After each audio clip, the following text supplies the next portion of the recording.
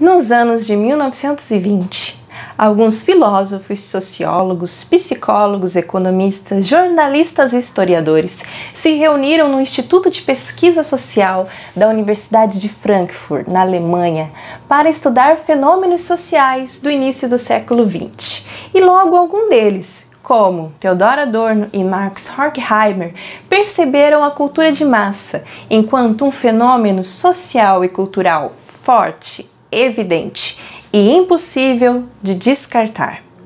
Com toda a produção cinematográfica e radiofônica que cresceu ao longo dos anos de 1930 e também pelo uso massivo dos meios de comunicação de massa para propagandas que elevavam a imagem messiânica de Hitler, Mussolini e Stalin, que apesar de ditadores, eram vendidos pelos meios de comunicação como heróis da pátria, salvadores da nação, com direitos até a cinebiografias. E isso sem contar a propaganda em prol da guerra, do armamentismo e do alistamento militar. Adorno e Horkheimer vão então nos apresentar o conceito de indústria cultural.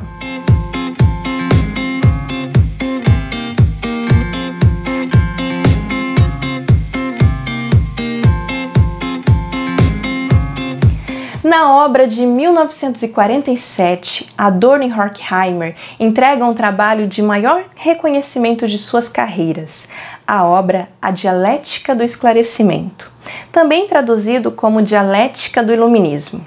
E aí nós temos presente as principais críticas desses pensadores sobre a indústria cultural, que a partir desse marco se estabelece como uma expressão que substitui uma outra, já consagrada lá naquela época, que era indústria de massa. Que outros autores aí da época, eles também trabalhavam com esse conceito de indústria de massa. E essa é uma cultura que vai até as massas, mas que não emerge das massas, ou seja, ela não deve ser confundida com cultura popular. Até porque a indústria cultural, ela simplifica ou até mesmo ela falseia a cultura popular e erudita. Uma vez que ela pega o que pode ter aí de mais rentável dentro das produções culturais e a transforma em produtos, em mercadorias rentáveis, que em sua maioria são vendidos aí ou veiculados pelos meios de comunicação para um vasto número aí de pessoas, ou seja, para as massas. A indústria cultural, então, ela corresponde a fazer cultura, um fazer cultural e artístico, né, que vai operar dentro de uma lógica de produção industrial capitalista. E isso implica a gente adotar aí o lucro acima de tudo e a se promover a idealização de produtos adaptados para o consumo das massas. Então, dessa forma, a indústria cultural, ela é reconhecida por sua tendência a fabricar ilusões padronizadas e que muitas vezes produz e legitima interesses e padrões de vida e de consumo das classes dominantes. Mas a indústria cultural, ela também tende a despertar o desejo e o interesse pela renovação técnica e científica, visto que ela depende da produção intensa e constante de produtos cada vez mais inovadores e rentáveis. Com isso, ela acaba por projetar uma obsolescência programada, ou seja, ela dá um curto prazo de vida aos seus produtos, pois a roda do consumo ela não pode parar de girar. Então os produtos eles precisam ser trocados constantemente. E com isso fica claro que a indústria cultural ela promove aí um consumismo exacerbado.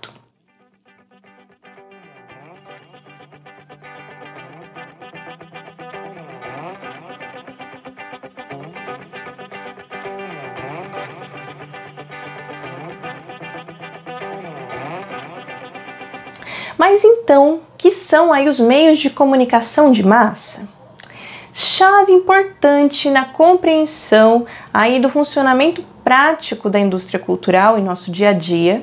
Os meios de comunicação de massa, eles são veículos, são sistemas de comunicação num único sentido, o de projetar. Eles podem ser a televisão, o rádio, o cinema, o jornal, a revista, o telefone, a internet, o celular. O seu principal objetivo é entreter, podendo também formar e educar. Mas não estamos falando de educação formal, aquela da escola. Uma pessoa ela também pode ser educada para consumir, por exemplo. Sendo que esses meios de comunicação aí capazes de propagar uma mesma mensagem a um vasto número de pessoas. Outro nome aí que podemos encontrar associados a isso é o de mídias, o que corresponde ao conjunto de diversos meios de comunicação que usam diferentes plataformas que agem aí como meio para disseminar informações. As mídias, elas se relacionam com o jornalismo, com a publicidade, com as redes sociais. Então, em resumo, os meios de comunicação de massa, somando aí os programas e somando a propaganda, é igual a mídia. Aí temos como exemplo o Facebook, o Instagram, o WhatsApp, o YouTube, que são mídias sociais, pois eles não existem de forma independente. Eles dependem necessariamente do veículo, o celular, o computador, a internet, ok? Eu separei então aí para vocês 6 principais aí pontos da crítica de Adorno e Horkheimer que eles realizam sobre a indústria cultural, ok? Primeiro, que a indústria cultural ela força a integração entre arte inferior e arte superior, que seria a arte popular e erudita. A indústria cultural ela se dá como um fenômeno que busca o lucro. Ela despreza a identidade, buscando satisfazer uma massa de telespectadores sem identidade própria. Essa integração artificial, ela se dá porque ela é produzida dentro de uma lógica que busca forçar a integração de ambos os domínios, os populares e os eruditos, para agradar a todos os públicos. A integração de 2 domínios com prejuízo de ambos. Segundo, a indústria cultural, ela especula sobre estados de consciência ou inconsciência das pessoas, fazendo crer que o consumidor é rei, mas ele não é. O que é considerado é a margem estatística, o cálculo do lucro, o potencial de alcance do produto, do prejuízo do produto produzido. O retorno da produção precisa ser alto. Por isso a sua produção ela vai ser para as massas, para o grande público, a fim de cobrir os gastos da produção sem gerar prejuízos. Terceiro, a indústria cultural ela transfere a motivação do lucro às criações espirituais e culturais, ou seja, ela joga tudo na noção de mercadoria.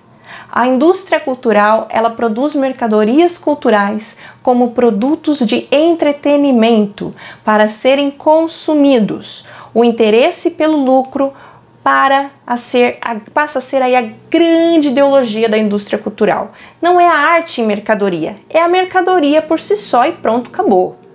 Quarto, há aí um conformismo criado pela indústria cultural. Isso porque suas mensagens, elas reforçam o status quo e são aceitos como imperativos categóricos, sem que aí a gente tenha qualquer tipo de questionamento, qualquer tipo de inquietação, dúvida. Como se a arte ela não fosse feita para chocar, nem para incomodar. Ela deve agradar, satisfazer, apaziguar, igual qualquer outra mercadoria. Quinto, a indústria cultural, ela promove a transformação regressiva do homem. Ela promove uma imbecilização do espectador. Isso porque a produção ela é feita tendo como parâmetro o conhecimento de uma criança de 12 anos de idade. Sexto, a indústria cultural, ela tem a característica da antidesmistificação, ou seja, a crítica à mistificação. E o que ela faz é operar numa lógica antiluminista.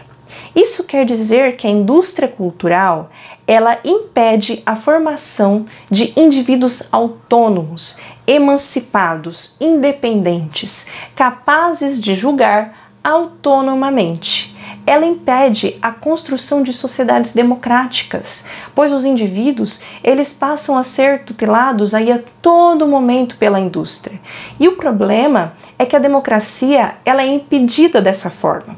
Isso é um antiluminismo, pois a base do pensamento iluminista era o triunfo da razão em uma sociedade em que todos mantenham a autonomia como uma pré-condição a uma sociedade democrática.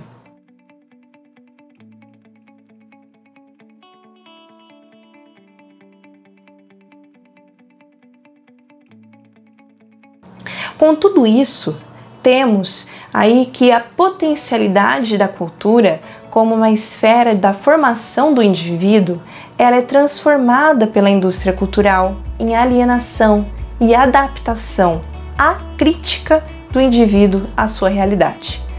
Ao ser transformado aí em bem de consumo, que adapta os indivíduos à realidade existente e subjuga ao poder do sistema, a cultura ela vai resultar aí na indústria cultural.